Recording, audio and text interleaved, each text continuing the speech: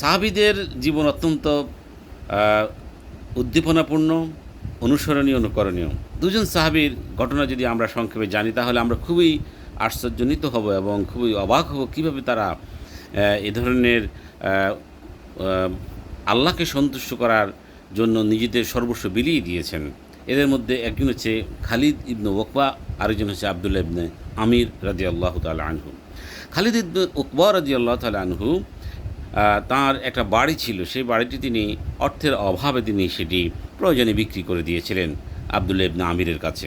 তিনি ৯০,০০০ অর্থাৎ অতি মূল্য দিয়ে তিনি এটা কিনেছেন, যেটার দাম অত দাম ছিল না।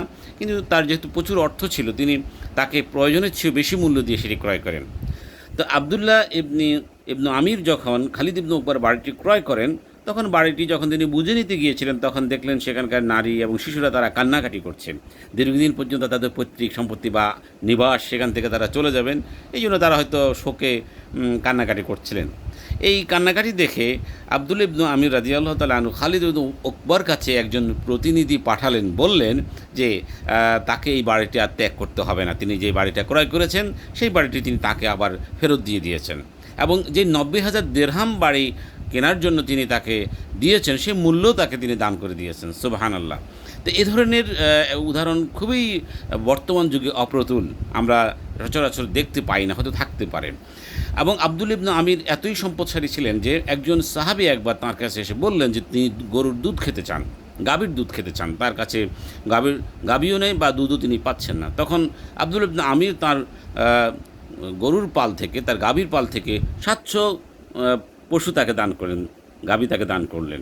এবং এই ৭০০ গাভী চারণের জন্য, তাদের খাওয়ার জন্য যে ভূমি যেখানে ঘাস তারা খেত, সেই বাগানটিও তাকে দান করে দিলেন, জমিটাও তাকে দান করে দিলেন।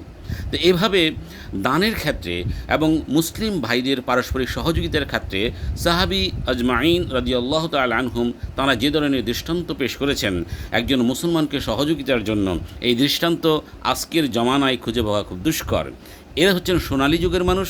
এরা বিশ্বনবী মুহাম্মদুর রাসূলুল্লাহ সাল্লাল্লাহু আলাইহি সাল্লামকে দেখেছেন এবং তিনি তার বক্তব্য, রাসূলের বক্তব্য, কোরআনের আয়াতগুলোকে তারা এমনভাবে ধারণ করেছেন যে তারা সর্বস্ব বিলিয়ে দেওয়ার ক্ষেত্রে, দানের ক্ষেত্রে যে একেবারে উচ্চ মর্গে পৌঁছেছিলেন, সেটি অবশ্যই তাদের ঈমান, আমল, ইখলাস, ইহসানের পরিচয় বহন করে। এই ধরনের লোকেরা জান্নাতে প্রবেশ করবে। আর আমরা দানের ক্ষেত্রে, পরস্পরের সহযোগিতার ক্ষেত্রে কী ধরনের অবস্থানে আমরা রয়েছি সেটি আমাদের বুঝতে হবে এই আলোচনা থেকে।